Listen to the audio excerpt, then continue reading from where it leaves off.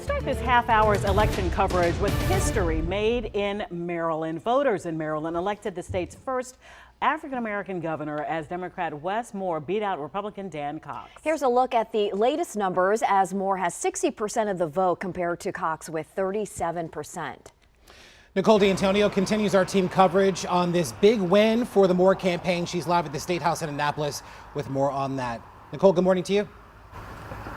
Hey there, good morning to all of you. You know, during that victory speech, Democrat Wes Moore, he told his supporters he's incredibly humbled to be part of this long legacy here in the state of Maryland. The now governor-elect, he makes history as the state's first black governor, this as he makes his way right here to the State House in Annapolis, Maryland. You believe that in this moment, our state could be bolder. You believe that in this moment, our state could go faster. You believe that in this moment, our state would not wait its turn. And it's because you believed that I stand here humbled and ready to become the 63rd governor of the state of Maryland. And a little bit more on his background here. Wes Moore is a businessman, a philanthropist, a combat veteran, as well as a husband and father. Now he's also about to become Maryland's 63rd governor. Now, in that speech overnight, Moore focused on what he would like to see done in his administration, talking about inflation, on the economy, on crime, and making this area a safer place to live.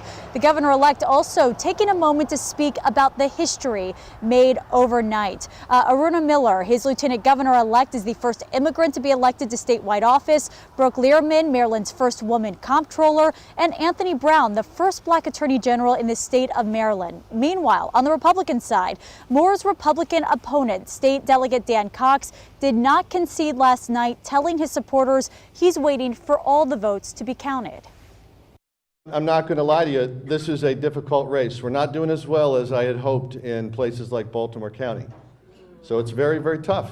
This is a tough road ahead. And so I don't want to give you some false hopes to stay here for the rest of the night. I am excited to continue to watch the votes to be counted, all the votes. A very different mood with Dan Cox's campaign overnight. Again, the state delegate did not concede the race. Cox calling it, yes, a difficult race, but said he's looking forward to all the votes being counted. Meanwhile, the outgoing governor, Larry Hogan, he called Wes Moore to congratulate him, telling him he's going to do everything in his power to help create a smooth transition of power. Again, Wes Moore just telling the crowd overnight in that accepted speech that he's incredibly humbled, saying that while they plan to celebrate overnight, he says starting today, they plan to get to work. Guys. Nicole, thank you so much for that context there. You know, I've had the pleasure of covering the Moore campaign from the very beginning. What's interesting is that this campaign has been very disciplined in its messaging, right?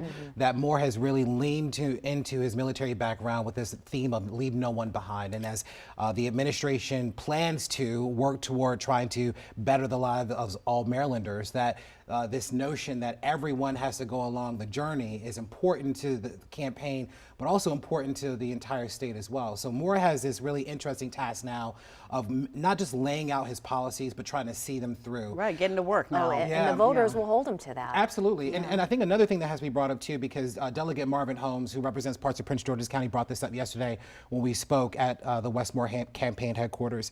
You know, he said, listen, yes, Wes Moore will be the first black governor, but he is a man first.